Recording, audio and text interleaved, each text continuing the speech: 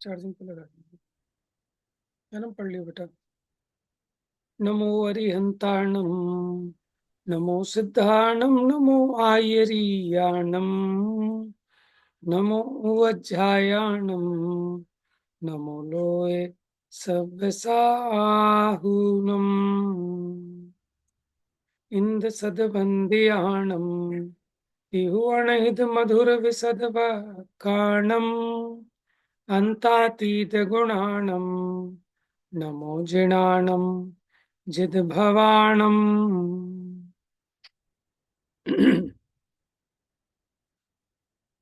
अब ये अंतिम गाथा पंचास्तिकाय जी की।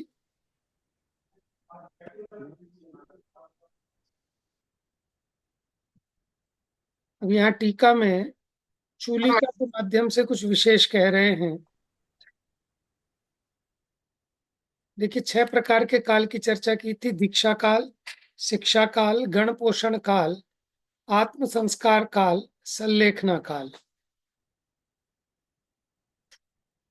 गण पोषण मतलब जब दीक्षा भी हो गई, शिक्षा भी हो गई, तो अब जो मोक्ष मार्ग में स्थित, स्वयं मोक्ष मार्ग में स्थित होकर जो मोक्ष मार्ग में लगने के इच्छुक भव्य जीव हैं, उनको उपदेश के माध्यम से पुष्ट करना, धर्म में लगाना, ये गण पोषण कहलाता है।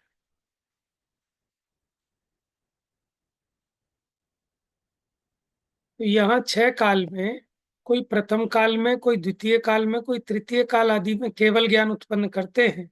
इस प्रकार 6 कालों का नियम नहीं है। अथवा ध्याता ध्यान, ध्यान फल, ध्येय, जहाँ जिसके जप तथा जिस प्रकार ये 8 अंग योग के साधन होते हैं। ये कोई श्लोक दिया है, उसका अर्थ लिख रहे हैं। इंद्रिय तथा मन गुप्त होने पर ध्याता है। ध्याता कौन है? कि वो चेतन आत्मा इंद्रिय तथा मन गुप्त होने पर ध्याता है। जब वस्तु स्वरूप में स्थित होता है तब वह ध्येय है, माने वो वस्तु का स्वरूप। एक ज्ञेय के सन्मुख होना ध्यान है, और ध्यान का फल संवर और निर्जरा है। ऐसे तत्वानुशासन ध्यान ग्रंथ आदि में कथित मार्ग से जगन्य, मध्यम तथा उत्कृष्ट भेद से 3 प्रकार के ध्याता तथा ध्यान होते हैं, उत्तम, मध्यम और जगन्य। किस कारण से?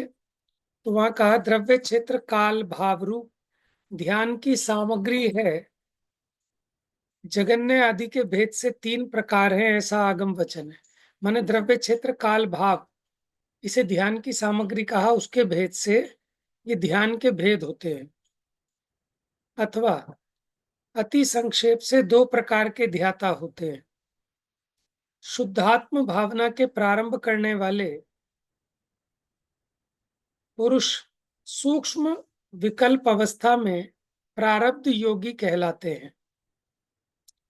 इस प्रकार संक्षेप में। अच्छा, मैं पढ़ूं भैया? हाँ पढ़ी। तथा निर्विकल्प शुद्धात्म अवस्था में पुनः निष्पन्न योगी कहलाते हैं। इस प्रकार संक्षेप में अध्यात्म भाषा से ध्याता ध्यान ध्येय संवर निर्जरा साधक रागादि विकल्प रहित परमानंद एक लक्षण सुख वृद्धि निर्विकार स्वसंवेदन ज्ञान वृद्धि बुद्धि आदि सप्त रिद्धि रूप ध्यान के फल भेद जानना चाहिए। माने ध्यान के फल कुछ में, विषय ध्यान के फल में संवर निर्जरा तो है ही, एक परमानंद सुख की वृद्धि, स्वसंवेदन ज्ञान की वृद्धि, बुद्धि आदि अनेक प्रकार की रिद्धियां, ये भी उसके फल जानना चाहिए। कुछ विशेष शिक्षक प्रारंभक द्वारा किए गए अभ्यास से निष्पन्न रूप से कोई कोई द्वारा अन्यत्र भी जो ध्याता पुरुष का लक्षण कहा गया है वह यहाँ भी अंतर्गर्भित यथासंभव देखना चाहिए। अब यहाँ आगम भाषा से 6 काल कहते हैं। जब कोई भी चतुर्विध आराधना के सन्मुख होता हुआ पंचाचार को प्राप्त आचार्य को प्राप्त कर दोनों परिग्रहों से रहित होकर जिन दीक्षा ग्रहण करता है तब दीक्षा काल के बाद चतुर्विध आराधना के परिज्ञान के लिए आचार आराधनादि चरण करण ग्रंथों की शिक्षा ग्रहण करता है तब शिक्षा काल है। शिक्षा काल के बाद चरणानुयोग कर्णानुयोग कथित अर्थ के अनुष्ठान और व्याख्यान से 5 भावनाओं सहित होकर शिष्य गण का पोषण करता है तब गण पोषण काल है। भावना को कहते हैं तप शुद्ध सत्व एकत्व संतोष के भेद से भावना 5 प्रकार होती है। वह इस प्रकार है। अंशन आदि 12 प्रकार का निर्मल तपस्रण तप भावना है। उसका फल विषय कषाय पर जय होता है। प्रथमानुयोग चरणानुयोग कर्णानुयोग और द्रव्यानुयोग के भेद से 4 प्रकार का अभ्यास आगम का अभ्यास शुद्ध भावना है। उसका विस्तार 63 शलाका पुरुषों के पुराणों का कथन प्रथमानुयोग कहलाता है। उपासकाध्ययन आचार आराधना आदि ग्रंथों द्वारा देश चारित्र सकल चारित्र का कथन चरणानुयोग कहलाता है। जिनांतर त्रिलोकसार लोक विभाग लोकानुयोग आदि का कथन कर्णानुयोग कहलाता है। प्रावृत तत्वार्थ सिद्धांत ग्रंथों द्वारा जीवादि 6 द्रव्यों का व्याख्यान द्रव्यानुयोग है। उस शुद्ध भावना का फल जीवादि तत्व के विषय में संक्षेप से हे उपादेय तत्व के विषय में अथवा संशय विमोह विभ्रम रहित निश्चल परिणाम कहा भी है। देखिए 5 प्रकार की भावना की चर्चा कर रहे हैं। करने वाला निष्कम तप की भावना से युक्त परोपदेश द्वारा आत्महित की सम्यक दृढ़ श्रद्धान रूप भावना वाला होता है। मूल उत्तर गुणादि के अनुष्ठान के विषय में निर्गहन वृत्ति सत्व भावना है। उसका फल घोर उपसर्ग परिचय आने पर भी उनके निर्गहन से मोक्ष को पांडव आदि की तरह साधता है। हाँ जी। गाथा ज्ञान दर्शन लक्षण वाला मेरा आत्मा एक एवं शाश्वत है। शेष संयोग लक्षण वाले सभी भाव द्रव्य मेरे से बाह्य हैं भिन्न हैं। इस प्रकार एकत्व भावना है। उसका फल स्वजन परिजन आदि में निर्मोहपना है। जैसा कि कहा है जिस प्रकार स्त्रियों को विडंबित हुआ देखकर एक आत्मा की भावना ध्यान में चतुर्जिन कल्पित मुग्ध नहीं होता उसी प्रकार क्षपक भी मोहित नहीं होता। मान अपमान में समता बल से खान पान आदि में यथासंभव लाभ से संतोष भावना रखना उसका फल रागादि उपाधि रहित परमानंद एक लक्षण रूप आत्मा से उत्पन्न सुख की तृप्ति से निदान बंध आदि विषय सुख की निवृत्ति है। गण पोषण के बाद स्वकीय गण को छोड़कर आत्म भावना संस्कारार्थी होकर परगण के पास जाता है। वह आत्म संस्कार का काल है। आत्म संस्कार के बाद आचार आराधना कथित क्रम से द्रव्य एवं भाव संलेखना करता है तब संलेखना काल है। संलेखना के बाद चतुर्विध आराधना की भावना से समाधि की विधि से काल व्यतीत करता है तब वह उत्तमार्थ काल है। यहाँ भी कोई प्रथम काल आदि में चतुर्विध आराधना को प्राप्त करते हैं। षट काल का नियम नहीं है। यहाँ यह भावार्थ है। वास्तव में मेरे ज्ञान में आत्मा है। मेरे दर्शन एवं चारित्र में आत्मा है। प्रत्याख्यान में आत्मा है। मेरे संवर तथा योग में आत्मा है। इस प्रकार आगम के सार से अर्थ तथा पदों का अभेद रत्नत्रय के प्रतिपादकों के अनुकूल जहां व्याख्यान किया जाता है उसे अध्यात्म शास्त्र कहते हैं। उसके आश्रित 6 काल हैं। वे पूर्व में संक्षेप में कहे हैं। वीतराग सर्वज्ञ प्रणीत 6 द्रव्य आदि का सम्यक श्रद्धान ज्ञान व्रतादि अनुष्ठान भेद रत्नत्रय स्वरूप जहां प्रतिपादित होता है उसे आगम शास्त्र कहते हैं। वह अभेद रत्नत्रयात्मक अध्यात्म अनुष्ठान का बहिरंग साधन होता है। उसके आश्रित भी 6 काल का व्याख्यान पूर्व आचार्य कथित क्रम से अन्य ग्रंथों में से जानना चाहिए। इस प्रकार श्री जैसानाचार्य तात्पर्य वृत्ति में प्रथम तो 111 गाथाओं द्वारा 8 अंतराधिकारों द्वारा पंचास्तिकाय 6 द्रव्य प्रतिपादक नामक प्रथम महाधिकार है। उसके बाद 50 गाथाओं द्वारा 10 अंतराधिकारों में 9 पदार्थ प्रतिपादक नामक दूसरा महाअधिकार है। उसके बाद 20 गाथाओं द्वारा 12 स्थलों द्वारा मोक्ष स्वरूप मोक्ष मार्ग प्रतिपादक नामक तीसरा महाअधिकार है। इस प्रकार 3 अधिकारों के समुदाय रूप से 181 गाथाओं द्वारा पंचास्तिकाय प्रावृत संपूर्ण हुआ। विक्रम संवत 1369 आश्विन शुद्धि होना चाहिए वैसे शुद्धि है ना। शुद्धि आश्विन शुद्धि भौम दिने यह पंचास्तिकाय की तात्पर्य वृत्ति समाप्त हुई। सारांश पढ़ना है। नहीं, सारांश नहीं पढ़ना।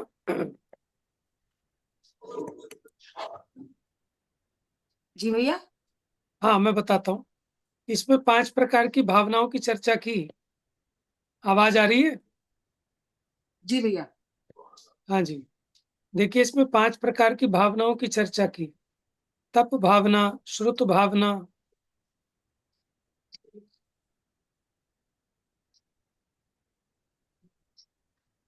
ये देखिए, ठीक है, अनशन आदि 12 प्रकार का निर्मल तपश्चरण, ये तप भावना है। उससे क्या होता है? विषय कषायों पर विजय प्राप्त होती है। फिर 4 अनुयोगों के अभ्यास में लगना, ये श्रुत भावना है। चारों अनुयोगों का प्रकार बताया। फिर इन्होंने यहाँ बताया अध्यात्म शास्त्र क्या है और आगम शास्त्र क्या है। देखो, अभेद रत्नत्रय की मुख्यता से जहाँ कथन है वो अध्यात्म शास्त्र है, और भेद रत्नत्रय की मुख्यता से कथन है वो आगम शास्त्र है। चलिए जी, तो इस प्रकार ये 5 अस्तिकायों की मुख्यता से पंचास्तिकाय ग्रंथ पूरा हुआ अपना आज। अब अपने को इसके बाद इष्टोपदेश लगाना है। तो क्या अभी प्रारंभ कर लें अपना इष्टोपदेश? भैया हम पे तो है नहीं। नहीं तो पीडीएफ दे रहे हैं ना, इस पे हम पीडीएफ यहाँ दिखाएंगे आपको। भैया वैसे कल से तो चलेगा नहीं। कल से चलेगा कोई? कल से अपना हम तो रखेंगे अभी 7:15 से, क्योंकि मंदिर का प्रोग्राम तो 8 बजे से स्टार्ट होगा ना शायद। तो भैया जैसे 7:15 से यहाँ होगा तो फिर मंदिर पहुंच नहीं पाएंगे ना फिर हम तो। तो हम उसके बाद रख लेते हैं, फिर 28 के बाद रख लेते हैं, इतने डिसकंटिन्यू कर लेते हैं 8 दिन। हाँ वही सही रहेगा, आज इसे ही पूरा पढ़ लेते हैं। तो इसमें थोड़ा सा और देखते हैं फिर विषय। हाँ फिर अपने 28 के बाद आराम से नया शास्त्र जो शुरू करेंगे, इतने ठीक में है मंदिर से ले भी आऊं इष्टोपदेश जी। जी। और भैया मैं इसमें कुछ कह आगम रहे हैं? शास्त्र और आध्यात्मिक। हाँ जी भैया, इसमें आध्यात्मिक शास्त्र और आगम शास्त्र का एक बार और बता दीजिए। हाँ, बता तो।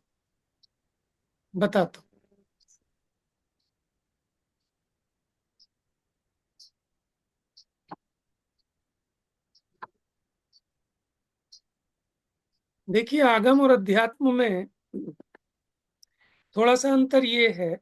आगम में भेद कथन के द्वारा निरूपण किया जाता है, जैसे 6 द्रव्य, 9 पदार्थ, 7 तत्व, ठीक है, और उनके भेद प्रभेद द्वारा जितना विस्तार है, जैसे तत्वार्थ सूत्र ग्रंथ है, वो कहलाएगा आगम ग्रंथ। ठीक है। अब निरूपण तो वहां पर भी 7 तत्वों का है, लेकिन समय सारजी में भी 7 तत्वों का निरूपण है। समय सारजी कहलाएगा अध्यात्म शास्त्र। जैसे देखो, वहां आशरफ के 57 भेद गिनाए तत्वार्थ सूत्र जी में। यहाँ समय सारजी में आशरफ के 57 भेद नहीं बताए। आशरफ को अशुचि, दुख रूप, इस प्रकार, माने जहाँ प्रयोजन की मुख्यता है, जहाँ रहस्य और सारभूत कथन दिया है, अभेद रत्नत्रय की मुख्यता से कथन, वो अध्यात्म शास्त्र की विधा है। और भेद रत्नत्रय से कथन, वो आगम शास्त्र है। आगम का सार वो अध्यात्म है। जैसे अगर आगम दूध है, तो अध्यात्म उसको बिलोकर निकाला गया घी है। समझ रहे हैं आप? वैसे अध्यात्म और आगम कोई अलग नहीं है। उसी अध्यात्म में से जो मूल प्रयोजनभूत आत्म तत्व की मुख्यता, अभेद रत्नत्रय की मुख्यता से जो आत्मा का कथन है, वो अध्यात्म है। ठीक है।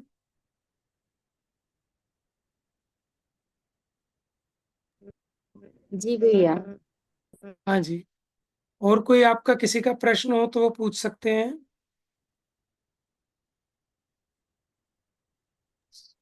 भैया मैं किसी विद्वान के प्रवचन सुन रही थी, वो ये कह रहे थे कि कर्णयोग पढ़ना बेकार है, ये कि उन्हें जो ये बता रहे हैं इतने कर्म बनते हैं इतने कर्म बनते हैं, उन्हें खुद पता है उनका कौन सा कर्म बन रहा है इस समय में क्या बन रहा है, तो क्या कर्णयोग नहीं पढ़ना चाहिए हमें? देखो, भगवान की दिव्य ध्वनि है, और जिन आचार्यों ने लिखा, ये तो साक्षात उनका विरोध है फिर। कुंद कुंद आचार्य ने स्वयं सबसे पहले एक बहुत बड़ी टीका लिखी थी, परिशीलन परिक्रम नाम की, ठीक है, बहुत विस्तृत टीका। और जो अध्यात्म लिखने वाले आचार्य हैं, उन्होंने भी कर्णानी योग पे बहुत विस्तार से काम किया है। तो हम निषेध कैसे कर सकते हैं? ये बात अलग है कि अगर किसी के पास समय थोड़ा है, बुद्धि कम है, तो वो कदाचित भले कर्णानी योग को ना पढ़ पाए, लेकिन उसके प्रति अरुचि तो नहीं होगी, क्योंकि छद्मस्तों के जो ज्ञान में नहीं आ पाती बात, वो भी केवल ज्ञान गम में सूक्ष्म पदार्थों का भी कथन किया कर्णन योग के माध्यम से। उससे ग्रहित मिथ्यात्व मिटता है, भगवान के केवल ज्ञान की महिमा आती है, ठीक है, और अपनी श्रद्धा में गाढ़पना आता है। तो ऐसा वो तो कहते हैं तुम क्या करोगे जान के कि कितने नरक है, कितने स्वर्ग है, कितने कितने उसके वो है, फलाने हैं, दिखाने देखो, हैं, और कौन सा धर्म कितने देर में आचार्यों बनता ने है। बताया है ना, सामान्य से विशेष का जानना अधिक बलवान होता है।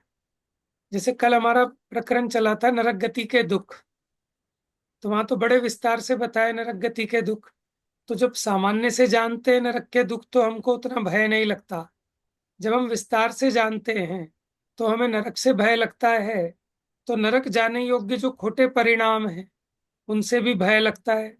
तो हम अपने उन परिणामों को संभालते हैं, पाप को छोड़कर पुण्य आदि में लगते हैं। तो हमें तो लाभ ही लाभ दिखता है, कदाचित किसी को नहीं दिखता। तो फिर अब उसकी होनार उसके साथ है।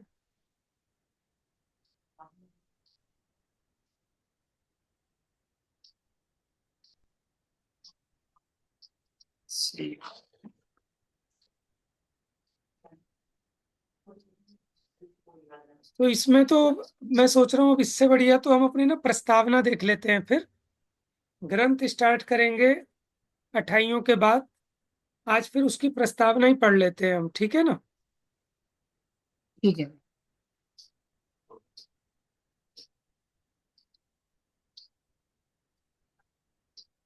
तो वैसे भैया आपके भी बंद रहेंगे ना भीमगली वाले प्रवचन, कौन से? जो भीमगली में करते हो आप? हाँ, भीम गली में तो पंडित जी का लाभ मिलेगा। ये एक जो इसमें 3 धवल जी लिखे हैं, एक जो अनिल जी सुनील जी धवल, तो वही है 2 भाई जो आते हैं। एक जो तीसरे दीपक जी धवल है, वो कौन है? वो भी शायद उन्हीं के भाई हैं। अच्छा, ये 3 भाई हैं क्या? हाँ हाँ।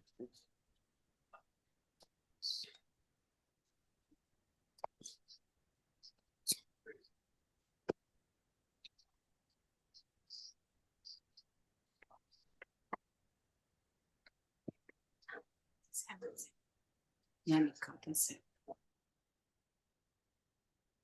हाँ जी, इष्टोपदेश दिखाई दे रहा है ना आपको स्क्रीन पर?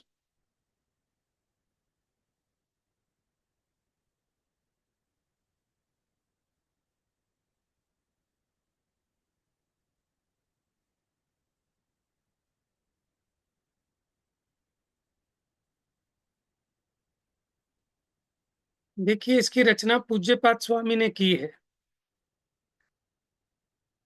ये पूज्यपाद एक्चुअल में इनका ये उपाधि है कि जिनके चरण पूज्य हैं, वे हैं पूज्यपाद। वैसे इनका नाम था देवनंदी। इष्टोपदेश, इष्टोपदेश का मतलब है हित का उपदेश, जो सबके लिए हित का हो, ऐसा इष्टोपदेश। तो इसमें जो मूल श्लोक हैं, उनकी रचना पूज्यपाद स्वामी ने की है। और इसमें पंडित आशाधर जी की संस्कृत टीका के आधार पर फिर उसका गुजराती अनुवाद छोटा लाल गुलाबचंद जी गांधी ने किया। हिंदी अनुवाद देवेंद्र कुमार जी बिजोलिया ने किया है गुजराती से। हाँ जी, पढ़िए, कौन पढ़ेगा? प्रकाशकीय में थोड़ा परिचय है पहले इस ग्रंथ का, सामान्य जानकारी हमको मिल जाएगी इस ग्रंथ की। पढ़िए हम पढ़े भैया। पढ़िए पढ़िए। परम पूज्य देवनंदी अपर नाम पूज्यपाद स्वामी द्वारा रचित इष्टोपदेश नामक ग्रंथ का प्रकाशन करते हुए हमें अत्यंत प्रसन्नता का अनुभव हो रहा है। इस ग्रंथ में आचार्य देव ने आत्मा को इष्ट, हितकारी, मुक्ति मार्ग का उपदेश दिया है। इसलिए इस ग्रंथ का इष्टोपदेश सार्थक नाम है। इस शास्त्र पर श्री पंडित आशाधर द्वारा संस्कृत भाषा में सरल सुबोध टीका की रचना की गई है, जिसका हिंदी अनुवाद करके प्रस्तुत ग्रंथ प्रकाशित किया जा रहा है। हाँ जी, तो हमें एक बात तो ये पता लग गई कि पूज्यपाद स्वामी का नाम देवनंदी था, ठीक है। और इष्टोपदेश का मतलब है जिसमें इष्ट का, अपने हित का, सुखी होने का उपदेश दिया है, इसलिए इस ग्रंथ का नाम इष्टोपदेश है। और हम यहाँ जो टीका पढ़ेंगे, इसकी टीका पंडित आशाधर जी द्वारा संस्कृत टीका है। चलिए,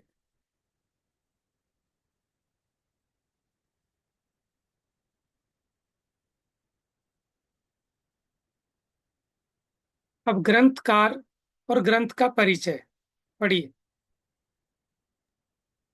ग्रंथकार श्री पूज्यपाद स्वामी। प्रस्तुत ग्रंथ इष्टोपदेश के रचयिता श्री पूज्यपाद स्वामी मूल संघ के अंतर्गत नंदी संघ के प्रधान आचार्य थे। वे सुप्रसिद्ध, बहुप्रतिभाशाली, प्रखर, तार्किक विद्वान और महान तपस्वी थे। श्रवण बेलगोला शिलालेख नंबर 40-108 में उल्लेख है कि वे श्री समंत भद्राचार्य के बाद हुए हैं और वे आचार्य श्री के मता अनुयायी थे। उन्होंने अपनी जैनेन्द्र व्याकरण में चतुष्टयम समंत भद्रस्य ऐसा उल्लेख किया है, जो यह बताता है कि समंत भद्राचार्य उनके पूर्वगामी थे। तो इसका मतलब समंत भद्राचार्य के उपरांत बाद में पूज्यपाद स्वामी हुए हैं। और ये पूज्यपाद स्वामी की तत्वार सूत्र ग्रंथ पर बड़ी विस्तृत और बड़ी पॉपुलर टीका है, उसका नाम है सर्वार्थ सिद्धि। कहते हैं पूज्यपाद स्वामी ने मन की शुद्धि के लिए ग्रंथ लिखा, तन की शुद्धि के लिए ग्रंथ लिखा और वचन की शुद्धि के लिए ग्रंथ लिखा है। वचन की शुद्धि के लिए मतलब व्याकरण संबंधी, मन की शुद्धि के लिए समाधि शतक, और काया की शुद्धि के लिए भी कोई आयुर्वेद का ग्रंथ लिखा है। हाँ जी, विद्वानों के मतानुसार समंत भद्राचार्य ईस्वी सन 100 में हो गए हैं, 200 में 200 में हो गए हैं। श्री भट्टालक भट्टा भट्टाकलंक देव ने समय ईस्वी सन 620 से 680 अपनी तत्वार्थ राजवार्तिक में, तथा श्री विद्यानंदी ने समय ईस्वी सन 775 800 अपनी तत्वार्थ श्लोक वार्तिक टीका में श्री पूज्यपाद द्वारा रचित सर्वार्थ सिद्धि के वाक्यों का उल्लेख और अनुसरण किया है। इससे अनुमान होता है कि श्री पूज्यपाद स्वामी भट्टाकलंक देव के पूर्व अर्थात सन 620 से पूर्व होने चाहिए। देखो, सन 200 के तो बाद हुए हैं, फिर सन 200 में समंत भद्राचार्य हुए, और ये 620 में अकलंक देव हुए, उनसे पहले हुए हैं, क्योंकि उन्होंने अपनी जो टीका लिखी तत्वार्थ राजवार्तिक, उसमें सर्वार्थ सिद्धि को याद किया जो पूज्यपाद स्वामी ने लिखी है। पढ़िए। इन दोनों प्रमाणों से सिद्ध होता है वे सन 200 से 620 के मध्यकाल में हो गए हैं। शिलालेख एवं उपलब्ध जैन साहित्य से विद्वानों ने निश्चित किया है कि यह सुप्रसिद्ध आचार्य विक्रम की 5वीं-6वीं शताब्दी में हो गए हैं। निवास स्थान और माता पिता आदि। श्री पूज्यपाद स्वामी कर्नाटक क्षेत्र के निवासी थे। उनके पिता का नाम माधव भट्ट और माता का नाम श्रीदेवी उल्लिखित है। वे ब्राह्मण कुल में उत्पन्न हुए थे। देवसेना आचार्य कृत दर्शन सार में लिखा है कि उनके एक वज्रनंदी शिष्य ने विक्रम संवत 526 में द्रविड़ संघ की स्थापना की थी।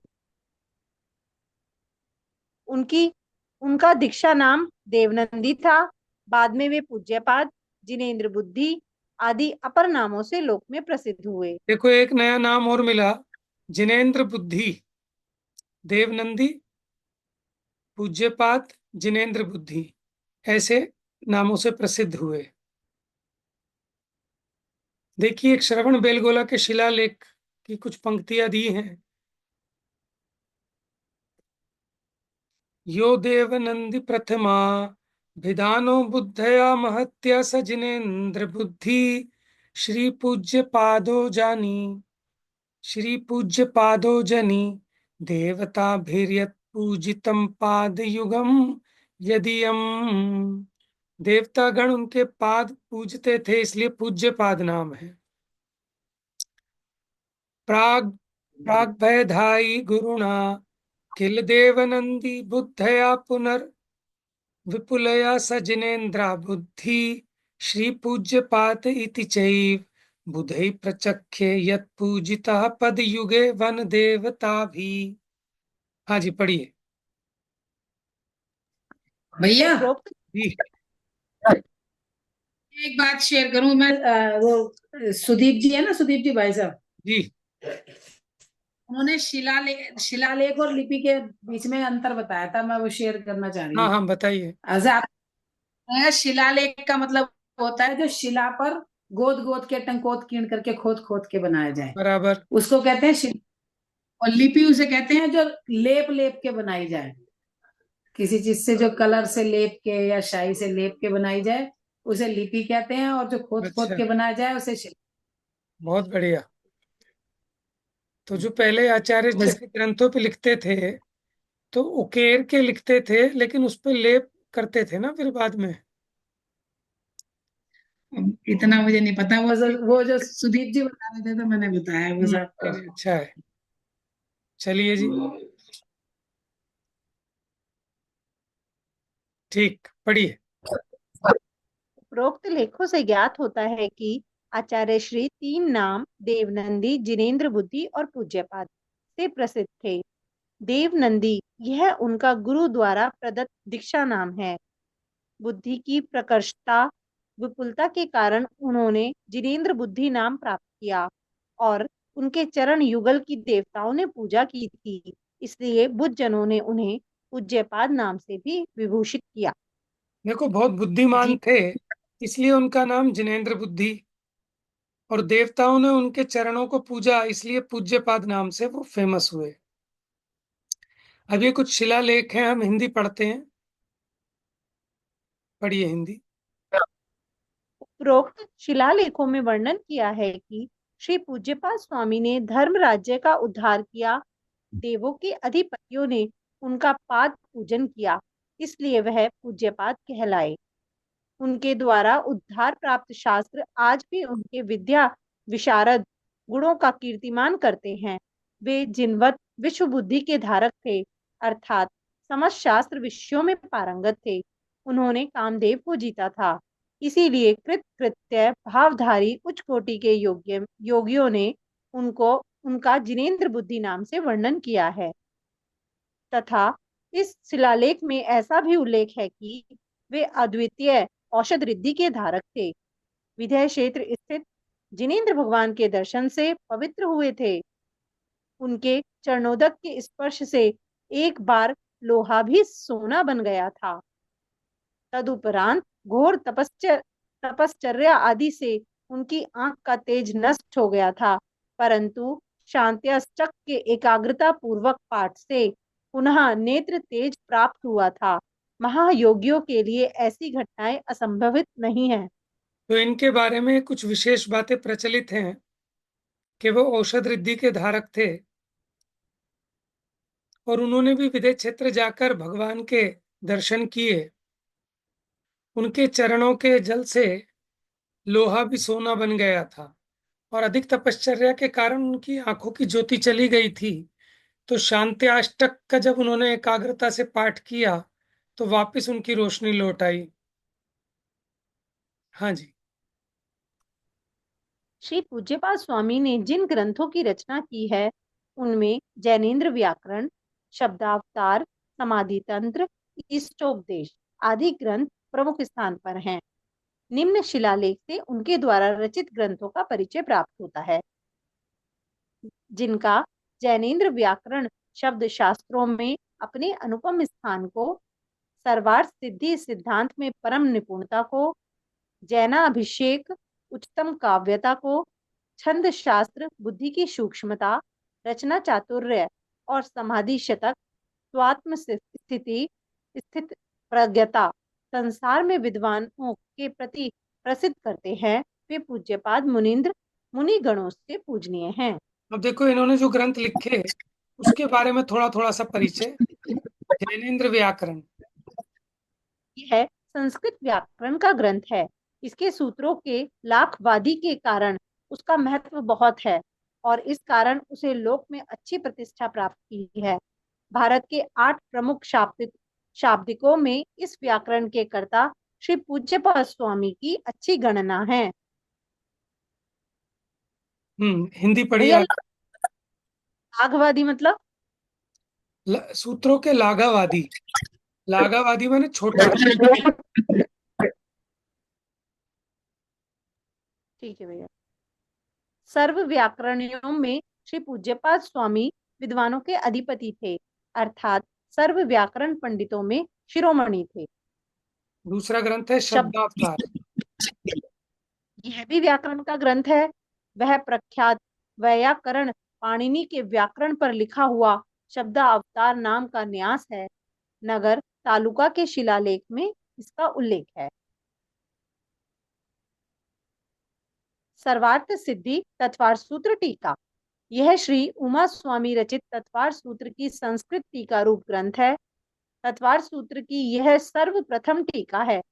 तत्पश्चात श्री अकलंक भैया, जी, ये इनकी सबसे पहले टीका इन्होंने लिखी और इनसे पहले समंत भद्राचार्य हुए जिन्होंने वो महागंध हस्ती गंधस्थी भाष्य महाभाष्य लिखा। लिखा था।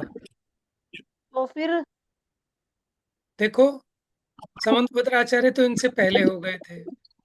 ये जो उमा स्वामी देव का तत्वार सूत्र ग्रंथ है, इस पर इन्होंने एक टीका लिखी पूज्यपाद स्वामी ने, जिसका नाम है सरवार सिद्धि। तो सरवार सिद्धि टीका कह रहे हैं कि ये उमा स्वामी रचित तत्वार सूत्र की संस्कृत टीका रूप ग्रंथ है। माने संस्कृत में टीका की है, क्योंकि गंधस्थी महाभाष्य तो प्राप्त ही नहीं है, इसलिए उसकी चर्चा छोड़ दी। ठीक है। ऐसा भी हो सकता है कि संस्कृत में ना हो, ये संस्कृत की प्रथम टीका हो। ऐसा हो सकता है कि वो प्राकृत में हो, ऐसा भी हो सकता है। पढ़िए। तत्पश्चात तत्पश्चात श्री अकलंक देव ने तत्वार्थ राजवार्तिक और श्री विद्यानंदी ने तत्वार्थ श्लोक वार्तिक नामक टीकाएं रची है। इन टीकाओं में सर्वार्थ सिद्धि का अच्छा उपयोग किया गया है और उसका पर्याप्त मात्रा में अनुसरण किया गया है। सिद्धांत ग्रंथों में यह ग्रंथ अत्यंत प्रमाणभूत गिना जाता है और जैन समाज में इसका अच्छा मूल्यांकन किया जाता है। हम्म, अबे समाधि समाधि तत्व, तंत्र, इष्टोपदेश। ये दोनों आध्यात्मिक ग्रंथ है। समाधि तंत्र का अपर नाम समाधि शतक है। उसकी संस्कृत टीका श्री प्रभाचंद्र ने की है और इष्टोपदेश की संस्कृत टीका पंडित आशाधर ने की है। दोनों ग्रंथ जैन समाज में सुप्रसिद्ध हैं। समाधि तंत्र में आचार्य श्री ने कुंद कुंदाचार्य जैसे प्राचीन आचार्यों के आगम वाक्यों का सफलतापूर्वक अनुसरण किया है। तुलनात्मक दृष्टिवंत को इस ग्रंथ में मोक्ष पाहुड़ समय सारादि ग्रंथों की प्रतिध्वनि ज्ञात हुए बिना नहीं रहती। शिलालेखों, उपलब्ध ग्रंथों और ऐतिहासिक खोज से ज्ञात होता है कि पूज्यपाद स्वामी एक सुप्रतिष्ठित जैन आचार्य, अद्वितीय व्याकरण, महान दार्शनिक, धुरंधर कवि, महान तपस्वी और युग प्रधान योगेंद्र थे। उनके द्वारा महत्वपूर्ण विषयों पर लिखे ग्रंथ उनकी अपार विद्वता के प्रतीक हैं। उनके दिगंत व्यापी यश और विद्वता से प्रभावित कर्नाटक के ईस्वी सन आठ नौ आठ दस एक नौ 8 9 10वीं शताब्दी के 8 9 10वीं शताब्दी के प्राय सभी विद्वान कवियों ने अपने अपने ग्रंथों में उनकी उनको बहुत भक्तिभावपूर्ण श्रद्धांजलि समर्पित करके मुक्त कंठ से बहुत प्रशंसा की है। चलिए, अब ये चर्चा अपनी ना अब होली के बाद चलाएंगे। अब सब पूरा हो गया है। ठीक है, तो होली के बाद स्टार्ट करेंगे। जा वाणी के ज्ञान से सूझे लो कालो, सो वाणी मस्तक नमो सदा देते हूँ धोख।